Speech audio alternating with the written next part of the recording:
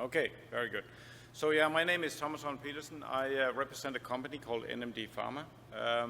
But before I tell you a little bit more about the company, I would like just to start out by thanking the organizers for inviting us to give this presentation. As you can probably tell, it's kind of a three-stage presentation here with Dave contributing and Brian contributing to this as well.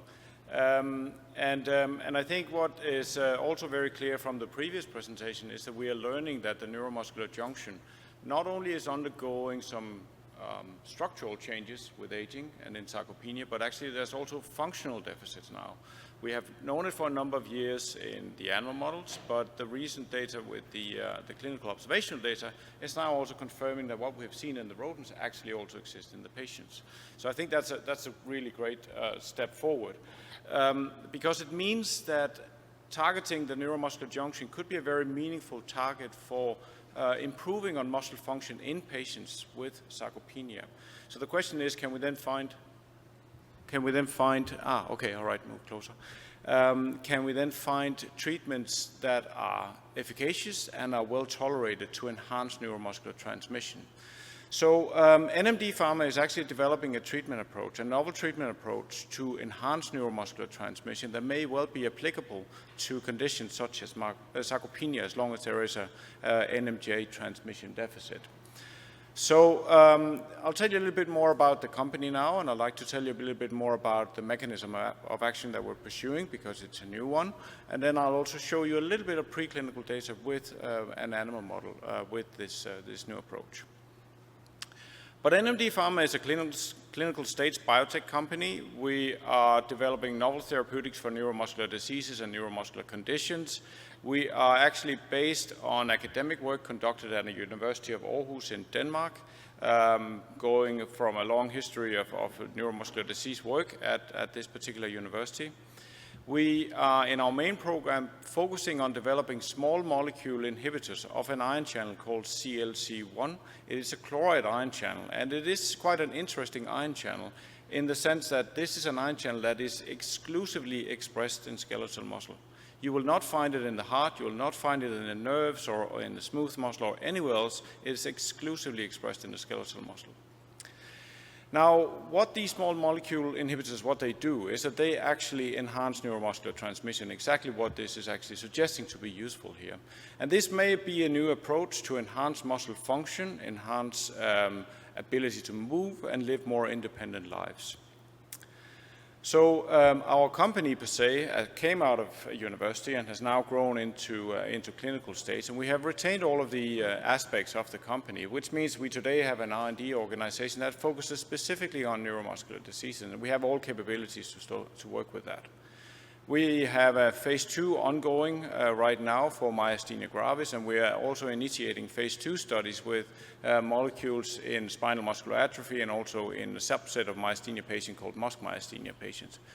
But the way that we identify these indications that we're pursuing is by using exactly the kind of biomarkers that we saw in the previous talks, using neurophysiological measurements, assessing specifically how well the neuromuscular junction is operating in a particular set of patients.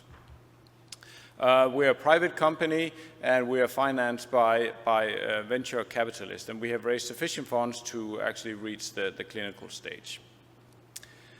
So a little bit more about this particular mechanism we're pursuing here. As Dave nicely illustrated, of course, in order to activate the muscular signal arises in the brain, it travels in the spinal cord into the peripheral nervous system and then contacts the muscle fibers at the neuromuscular junction.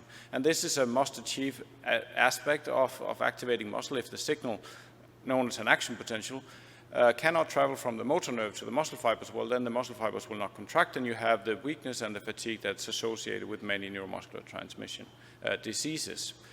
So if we now dive in a little bit closer at the neuromuscular junction, you can see here a zoom in on the junction. You have the nerve terminal as well as the muscle fiber, and this is actually in the midst of transmitting a signal from the nerve to the muscle fiber. And this, as you all know, of course, is a classic chemical synapse. We have the release of a nerve transmitter substance called acetylcholine. This binds to acetylcholine receptors on the muscle fiber surface, and then that is a ligand-gated ion channel, so you initiate an influx of positively charged ions. That mainly is sodium. And this drives what we call an in-plate potential or a small synaptic potential. And if this is big enough, driven by this excitatory current, if this is big enough, well, then you can actually have the signal transmitted from the nerve to a corresponding action potential also in the muscle fibers. In many neuromuscular diseases and also in aspects of a range of different clinical conditions, quite a broad range, the challenge that occurs when you have neuromuscular transmission failure is that this excitatory current becomes inadequate. It declines, and that can be because you have failing release of acetylcholine, because you have too few receptors on the muscle fiber surface to respond to the released acetylcholine. There can be a number of different reasons why this is happening. And this means that the excitatory current is basically too small. Now, what we actually back in the day originally discovered is that in addition to this excitatory current through the receptors, there's also an inhibitory current carried by CLC1. And this is by far the largest carrier of inhibitory current at the junction. So it means you have this very classical synapse now where you have a balance between excitatory current and inhibitory current. And therefore, what we have been developing here is if you have neuromuscular transmission defects that's driven by loss of excitatory current, we may be able to reset the balance between excitation and inhibition by inhibiting CLC1. So what our molecules are doing is that they selectively bind this to this ion channel, inhibits the channel partly, and thereby restores the ability to transmit the excitation from the nerve to the muscle fiber. And we have a range of preclinical evidence showing that this actually is efficacious in different animal models, including myasthenia, SMA, Charcot-Marie-Tooth disease, and also sarcopenia, as I'll show you on the next couple of slides. And I think it's important here to highlight, because it makes it clinically more feasible to test it, is that the mechanism here is fast. It really works with a single administration, we can see effect.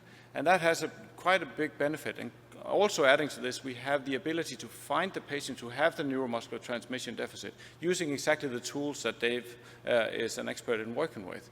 So we can find the patients who have the deficit, and we should be able to see efficacy with a single administration, or at least few administrations. So I think that's an important piece to carry forward.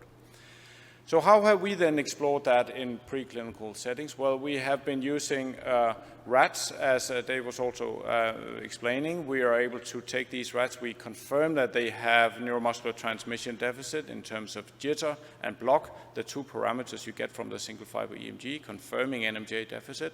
We anesthetize these rats, we do nerve-stimulated contractions, and you can see some of the results. What you can see here on the slide is that this is the black trace area is before, and then with the single administration of the compound, you can see how we can restore the contractile force. And when we compare the old rats to adult rats of similar body weight, they generally are 26% weaker than the adults, not old rats. But with our compounds, we can, with a single administration, one-time administration, we can actually recover more than 50% of that deficit. It means that there is a functional reserve in the muscle that's not really being used because the transmission is not working well enough at the junction. So that's what we can bring back with this CLC1 inhibitor approach. Now, of course, this is somewhat artificial in that we stimulate the nerve and it's not voluntary contractions. Of course, we've also explored this using grip strength and also with some more prolonged administrations. And this is one study where we conducted a blinded study, which I think is quite important when you do preclinical studies, that you try to mimic what's going on in the clinic. So you make them as blinded studies. And this is a study where we had two groups of rats, old rats, that had similar levels of deficit in terms of grip strength and jitter and blocking. And then we treated them for 7 days. And you can see that there are 4 points on this curve. The first point is before treatment. Then the next two on day 4 and on day 7. One of the groups were treated with a CLC1 inhibitor. And then on the last point, they were taken off the CLC1 inhibitor again. So you can see that during the period of time when they were on the drug or the compound, there was clear separation, clearly recovering muscle functionality, measured as voluntary contractions, and that would be washed out as soon as we would take away the compound. So that's what we a short view on some of the preclinical data. So I'd like to finish this off by just giving some conclusions, I think, from the overall of these 3 presentations here today. namely that there is clearly not only structural changes going on at the neuromuscular junction, there's also functional changes and functional deficits at the neuromuscular junction in old rats, and that can be evaluated using neurophysiological techniques. This is deficits that correlates well to the level of also functional deficit in terms of strength. We have now revealed, I would say the work of Dave and Brian has revealed that also in patients with sarcopenia, the same deficit actually exists. And with the CLC1 inhibitor, we could, at least as an example of a way to enhance neuromuscular transmission, we can bring back muscle function, tease out some of that reserve that probably still is in the muscle that we're not harvesting.